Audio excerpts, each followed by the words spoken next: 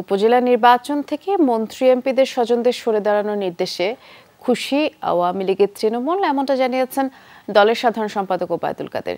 দুপুরে ধানমন্ডিতে আওয়ামী লীগ সভাপতির রাজনৈতিক কার্যালয়ে নিয়মিত ব্রিফিংয়ে এমন মন্তব্য করে তিনি বলেছেন, নির্বাচন চলাকালে জেলা ও উপজেলা পর্যায়ে কমিটি গঠন প্রক্রিয়া বন্ধ থাকবে। এছাড়া এমপি মন্ত্রীদের স্বজনদের প্রার্থিতা প্রত্যাহারের নির্দেশ দেওয়া হয়েছে। যারা প্রার্থী তাদের তালিকা করা হচ্ছে।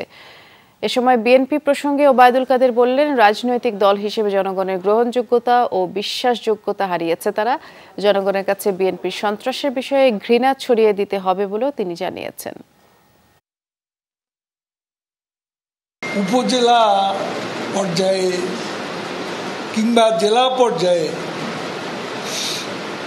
কোনো সম্মেলন, মেয়াদ উত্তীর্ণ সম্মেলন, কমিটি গঠন, এই প্রক্রিয়াটা বন্ধ থাকে। আওয়ামী লীগের এই সিদ্ধান্ত তৃণমূল পর্যন্ত মানুষ কিন্তু খুশি হয়েছে।